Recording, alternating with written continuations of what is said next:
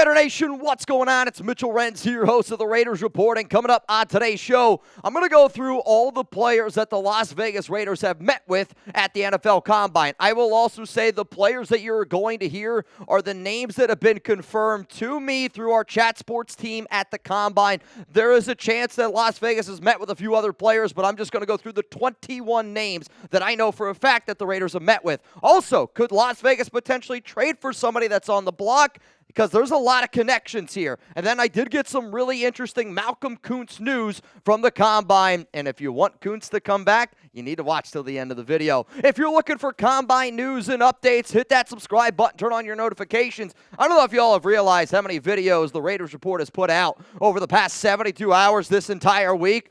This is why I want all of y'all to rock with me this week, because this year, we're going to blow the roof off this joint bigger than we have ever had before, and I promise you, there's a lot of other Raiders content creators, and I'm always going to give them their flowers, but we're about to really separate ourselves this season. So what we're going to be doing throughout the entirety of today's show is I'm going to be breaking down these Combine meetings that the Raiders have had. Before that I do that, though, I obviously got to talk about the number one thing that's been being talked about in Raider circles, and it's all the rumors around Matthew Stafford and the trade rumors. Well, there was some conflict at a Starbucks yesterday between Ian Rappaport, Jordan Schultz about whether or not Tom Brady, Matthew Stafford, how they ended up meeting. Here's what we know. Matthew Stafford and Tom Brady met in Montana. Whether you want to say it was a coincidence or whether you want to think that it was planned, all I care about is the Raiders. And all I care about is that we also don't get in trouble. And it was confirmed today that the Raiders are not going to get in trouble because Matthew Stafford's agent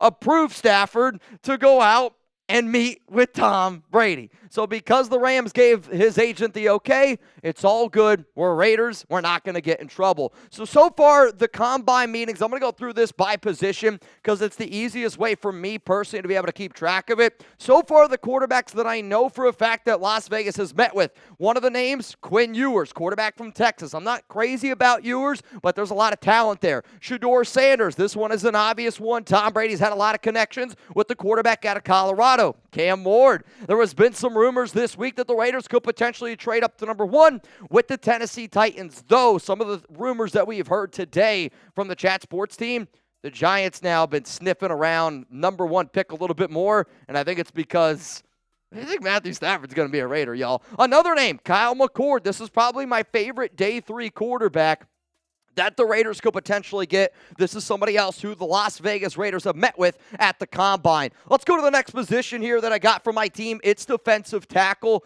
and the only name that I know of so far that they have met with is Mason Graham, the number 1 defensive tackle on the board, probably going to be a top 5 pick in this year's draft. If he's available at number 6, you got to consider it as far as I'm concerned. Let's go to the linebacker position. This has been a spot that I know the Raiders have been paying a lot more closer attention to, which maybe surprises you, maybe it doesn't. Robert Spillane, Divine Diablo, both free agents. Jackson Woodard from UNLV, he met with the Raiders, 135 tackles, which that's incredible.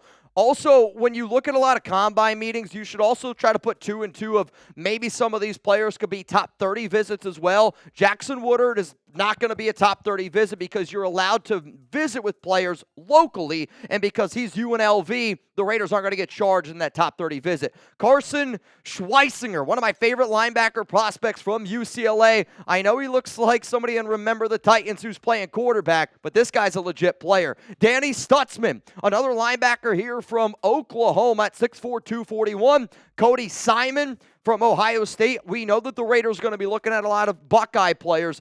Pete Carroll had some interesting things to say in his press conference on Tuesday about Ohio State, and I'm going to be just paying a little bit more closer attention to that player, or I guess I was going to call it that organization, but I'm going to be paying closer attention to Ohio State. What about some edge rushers here? Want to be able to dominate in the trenches, want to be able to get after the quarterback. Some of the edges that Las Vegas met with, Mike Green. This is a legit top 15 prospect. Brandon Swinson from LSU is somebody else who they were able to meet with. 8.5 sacks last season in the SEC. JT, I can never get it right. Tuimoloau, who I really, really liked, and I think a lot of people that watched a lot of our college football watch parties that we did, there was a lot of Buckeye games, obviously. JT was definitely a player that we kept an eye on. Jack Sawyer as well, though they have not met with Jack Sawyer, according to our sources at Chat Sports. Let's go to the cornerback room now here for Las Vegas, and Will Johnson was somebody that they met with, and Johnson had some interesting things to say about the Raiders. Spoke very highly of Pete Carroll, said that it's a good organization. Benjamin Morrison, cornerback from Notre Dame, he ended up meeting with the Raiders. Jahdae Barron, who's somebody that's really, really climbing some boards, where if you're looking for versatility and you want to be able to find a corner that you can just put in certain situations, or corner/safety, do-it-all type of player hybrid, Jahdae Barron's climbing some boards, y'all. One of my personal favorite prospects, Siobhan Revel Jr., 6'3", 193 from ECU, small school guy, got hurt this season. If he tests well, he's going to be a potential to go in round one. Trey Amos, another corner. This guy coming in from Ole Miss, 13 PBUs last season for the Rebels. Kobe Bryant, I know, different, but it's always R.I.P. Kobe. 6', 175 out of Kansas. He ended up meeting with the Las Vegas Raiders. And then let's go to the safeties position. Now, in terms of the players that the Raiders have met with, I know the quarterbacks are the only ones that really haven't, we'll say, truly interviewed like other positions have, but the quarterbacks are always going to get a little bit more attention. Malachi Starks, the top safety in this year's class, he ended up meeting with the Raiders. Malachi Moore, I did put out a video this morning on our YouTube channel about the interview that the Chat Sports team had with Moore. He said that he had a good visit with the Raiders, and again, Stu said it was a good organization, and every player is always going to say, yeah, it was cool to talk to them. Xavier Watts, this is another one of my favorite prospects at the safety position. 6 foot, 200 pounds, 83 tackles, 6 interceptions, 9 PBUs for the Fighting Irish last year. He was definitely somebody that I love as a prospect. So I was happy that the Raiders were able to go out and they were able to meet with him. I got that text message, though, really early this morning that the Raiders ended up meeting with Xavier Watts. So those are all the names that have been confirmed to me and the Chat Sports team that have met with the Las Vegas Raiders from the NFL Combine. If you didn't know any of those, I hope that's another reason why you click that subscribe button, turn on those notifications, because we are going to be putting in a lot of work this entire week at the Combine. And if you're just getting a little bit of a taste of what we're doing for the Combine, wait till you see what we do for free agency. Wait till you see what we do for the NFL Draft. Wait till you see what we do in the entire offseason. Coming up, though, a player that the Raiders could potentially trade for. I'll tell you who that is in just a moment. But you know what I've been trying to do? I've been trying to get into better shape because I don't want to get traded before my wedding. And I've been trying to eat healthier. So huge shout out to our sponsor here, Factor, for trying to help me be the best version of myself. Are you ready to optimize your nutrition this year? Factor has chef-made gourmet meals that make eating well easy. They're dietitian approved and ready to heat and eat in 2 minutes, so you can fuel right and feel great no matter what life throws at you. Factor arrives fresh and fully prepared, perfect for any active, busy lifestyle. With 40 options across 8 dietary preferences on the menu each week, it's easy to pick meals tailored to your goals. Choose from preferences like Calorie Smart, Protein Plus, or Keto. Factor can help you feel your best all day long with wholesome smoothies, breakfast, grab-and-go snacks, and more add-ons. Reach your goals this year with ingredients you can trust and convenience that can't be beat. Alex and I, we use Factor every single week, and it's great for meal prep when you're a really busy person. And I'm not going to lie to you, I'm a busy dude. Eat smart with Factor. Get started at factormeals.com/factorpodcast and use code FACTORPODCAST. That's FACTORPODCAST to get 50% off your first box plus free shipping. That's code FACTORPODCAST at factormeals.com/factorpodcast to get 50% off plus free shipping on your first box. Huge shout out to Factor for sponsoring the Raiders Report and for helping me and Alex not have to make food every single time we come home from a busy work day.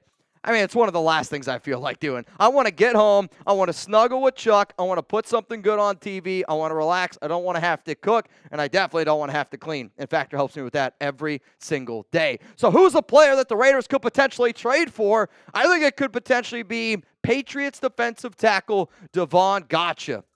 And I know how it's spelled. It's a wild spelling, and I'm going to do my best because every time I look at it, I almost want to sneeze looking at that last name. But he was been given permission from the Patriots to seek a trade. And the reason why I think that this could end up going down is because maybe it could be a potential replacement for Adam Butler. It's not going to cost all that much money, but at the end of the day, it's about the connection. And Godchaux's got a lot of connections with this current Las Vegas Raiders regime. When you look at his numbers over the past 4 seasons, he's just been a reliable, big-bodied guy up the middle.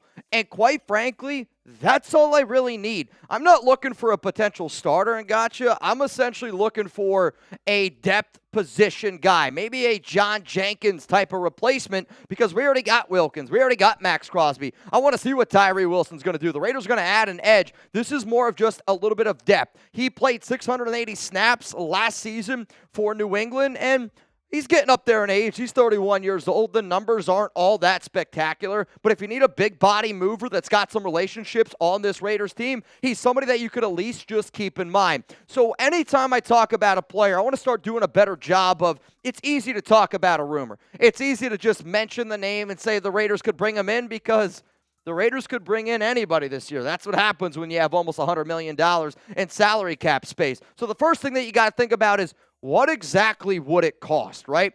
Everybody here under the sun would be like, yeah, I would love to trade for Matthew Stafford if it cost a 7th-round pick and if you could pay him 1.2. But that's just not the truth. That's not what it's going to cost. For Godchaux, I believe it's going to end up costing not a lot on the trade market. In terms of dollars and bills, if the Raiders make this move, you owe him $4 million in 2025. He's got 2 years left on his contract, but he's got $0 million guaranteed. So if you're Las Vegas, 31 years old, you could potentially get him for $4 million in 2025, and it doesn't cost you a lot to trade to go get him. Because to me personally, when you look at the trade projection, I sat down and I talked to multiple people here at Chat Sports. I talked to some people at the NFL Combine, and I also talked to our Patriots host here at Chat Sports, and I said, what do you think it would end up costing? And this is the answer that I got. A 7th-round pick in the 2026 NFL Draft. Essentially, New England wants to move on. They want more draft capital. Mike Vrabel's trying to bring in his own young guys. He's 31 years old.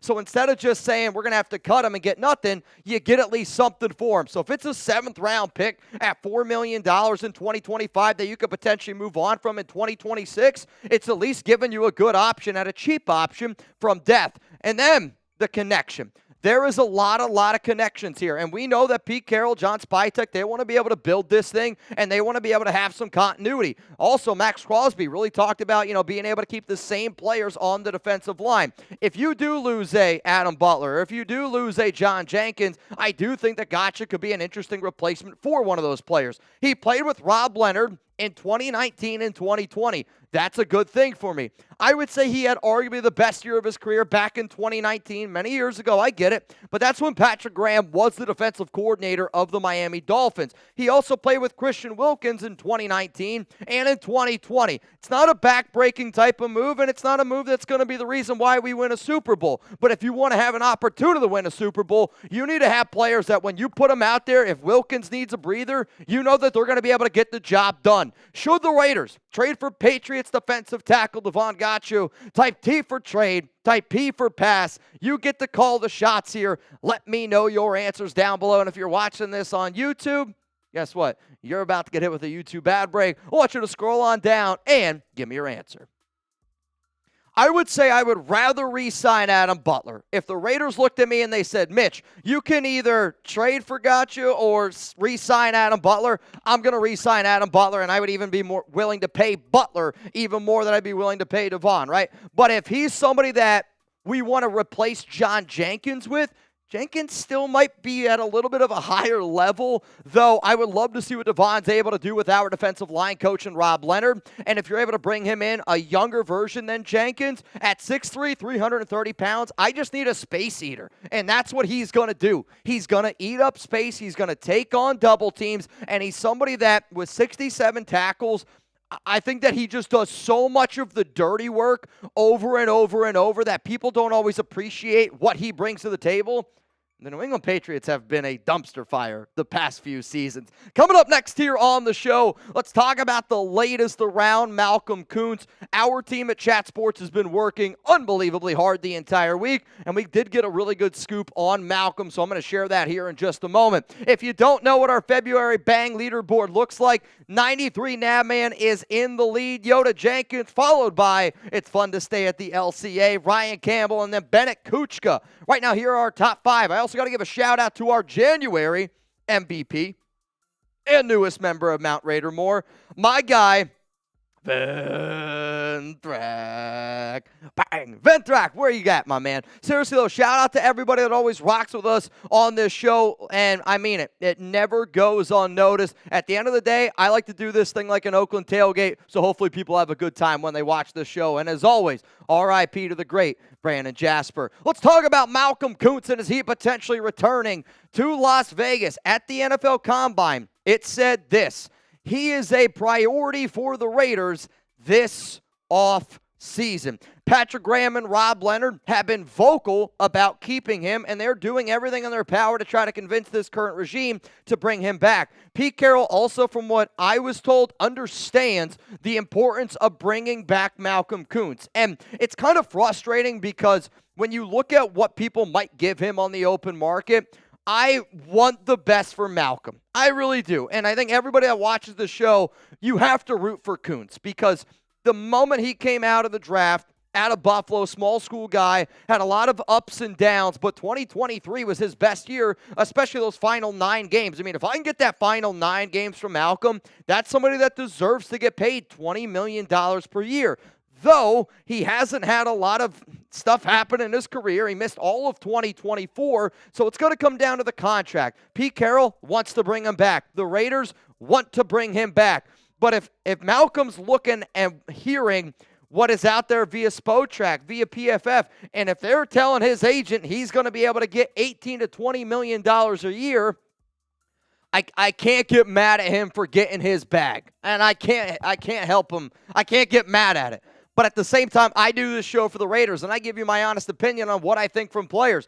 I know what Spotrac and PFF is projecting. To me, the deal, if he ends up coming back to Las Vegas, based on some of the things that I've heard and just based on me projecting, I think it looks a lot closer to 2 years, 24, with 24 fully guaranteed. He's going to want some guarantees, but he's also wants to play with Rob Leonard. He also wants to play with Patrick Graham. He wants to stay in Las Vegas, but he also wants to get paid. If we're willing to offer him a fully guaranteed contract, we might be able to get him cheaper on a per-year basis. This also allows him hit the open market again at, I believe, 27 years old, where that could lead to a really big-time payday for Malcolm Koonce. So again, appreciate everyone that's tuning in. If you want more news and updates around the Raiders, make sure you're subscribed. Make sure those notifications are turned on. A lot of content coming from the Chat Sports team because we are at the NFL Combine.